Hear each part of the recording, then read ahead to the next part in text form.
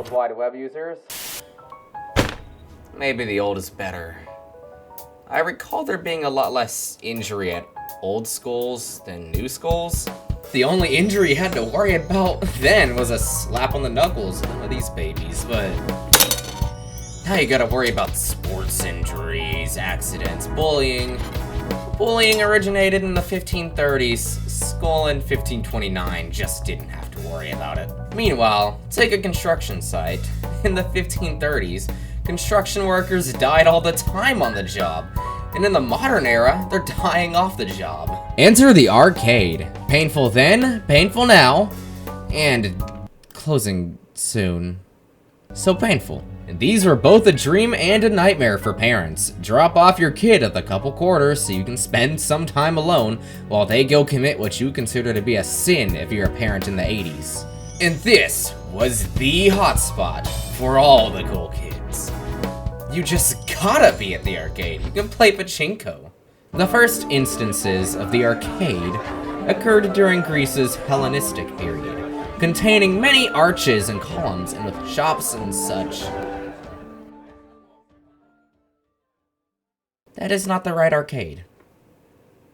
A video arcade is a center holding coin-operated video games. These arcades held various games that cost money to play and were operated with various knobs, buttons, levers, wheels, you name them. And of course, the arcade cabinets. The consoles these games came in. They were compact and appealing, okay? Maybe they were a little expensive, but they looked nice lined up next to each other. Now, these arcades originated probably sometime around 1971, seeing as that's when Computer Space released. In 1972, Atari released Pong as an arcade machine. Then, in 1974, Taito released Speed Race, which was the first arcade cabinet to use a wheel as a controller. It was localized as Racer in the US by Midway. 1975 is a big year for the arcade industry. Midway MFG releases Gunfight. I'm sure the arcade industry was just waiting for this day. Fun fact, it was the first arcade to use a microprocessor to have enhanced visuals. Exidy releases Destruction Derby. Dr. Rainer Feuerst releases a name I can't pronounce as the first-person racing video game. 1976 rolls around and Death Race by Exidy is the first video game to cause protest and panic. Controversy has now entered the market. Finally, we're at the golden age of the arcade. 1978 rolls around and Space Invaders drops, becoming the first blockbuster arcade game. Atari releases Asteroids in 1979, their best-selling game. Namco releases Galaxian, the first game in full red, green, blue color. Enter 1980. Namco drops Pacman. This game quickly skyrocketed in popularity. This is when all the must-have games started popping up on arcades. Like this one and the aforementioned Space Invaders. Every arcade had these games, and they raked in the most money out of all their games. And for good reason. These games are some of the most influential games of all time. It's Nintendo's turn on the 1981 playing field with their hit smash Donkey Kong. A simple game about climbing up hanging platforms to save your girlfriend from a monkey at the top who constantly rolls barrels down the platforms in order to stop you.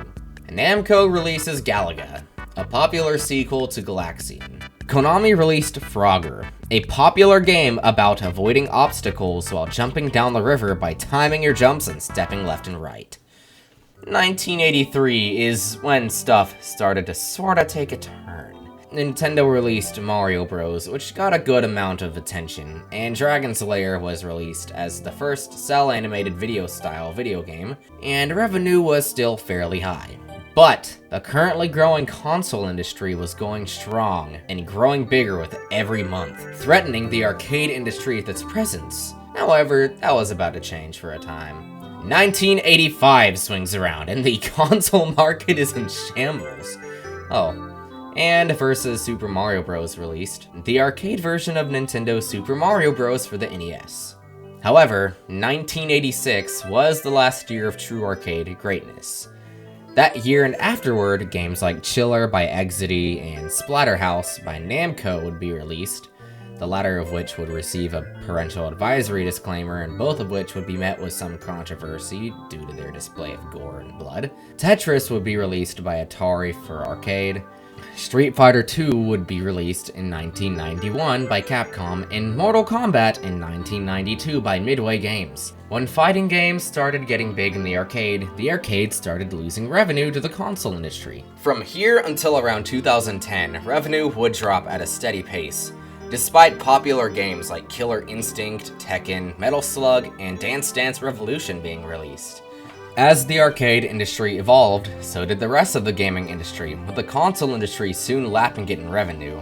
Arcades began to modernize and take out their old assets, but that just wasn't enough when you could play games without having to go out. Less and less arcade games are being released, and ultimately by the 2000s, they were just modernizing, replacing their old arcade cabinets with new, more physical games that promised cheap novelty prizes if you won enough of them. The classic arcade days were over, and the classic arcades were dying.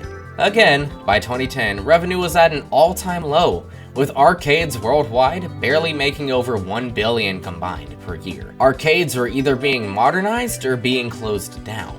It's tragic to see this important part of gaming history die like this. So, what did I do about it? We actually went to one! Okay, so this game is at every arcade nowadays.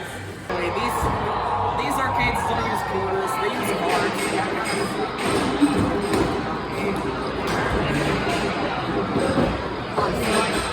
Yeah, let's see what we get.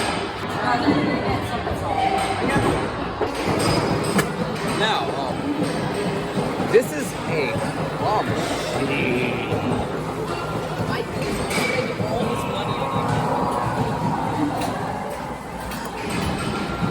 These games are usually trash. This claw machine doesn't even work. This is another claw machine. All right, I guess we're going for gold. And look at that, we got 75 tickets. As you can see, none of them are very old, except for that fake Space Invaders game in the corner. Arcades have to modernize to either stay alive or still end up dying. Like this one might. I don't know the financial situation here.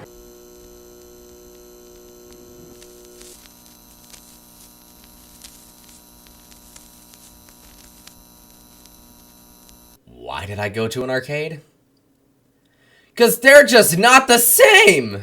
So arcades are starting to shut down, and in order to stay alive as an industry, they get rid of Pacman? They didn't even have Donkey Kong! Oh, please ignore the rail shooter Space Invaders in the corner.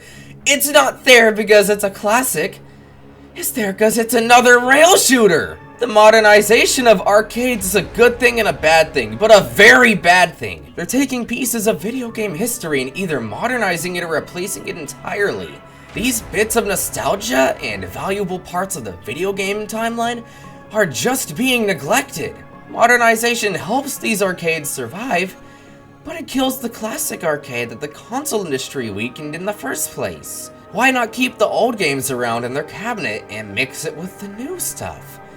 Because they don't use a card reader system? Well, I'm really just doing this for content. Because I like talking about video game history, this is a real problem in the arcade industry. Kids these days are going to grow up graphic hungry and physically unable to play games that have anything less than 4K. The classics are being left behind, only occasionally being included in arcades as a modernized spectacle of a game that used to be packed into a small cabinet and operated by quarters. Nostalgia is being forgotten, and these relics of gaming history are being stored away in order to appeal to the new generation of gamers. Well, there's not a lot you can do about it. Go to an arcade sometime. Even the modern ones are a blast. It's inexpensive unless you're a poor choice maker, and you'll at least be supporting the industry. And arcade owners, get a few vintage arcade cabinets. They're a lot better than the random point-based trash video games you're putting out there now. But no matter what they do, it still hurts! Hello everyone, and thank you for watching the video. Yeah, as you can tell, I'm really passionate about video game history in general. It's a topic I really love to discuss, and I'd like to discuss more of it in a future date, probably in another episode of Let's Talk About, but who knows if I'll even be around that long. Probably, I'm pretty persistent. Anyways, I don't know how to make outros. So, here I am giving you a little personal talk. How you doing? Thank you for making this far in the video. If you enjoyed, please do like and subscribe. I'm working really hard on other stuff, and I will see you later. Peace.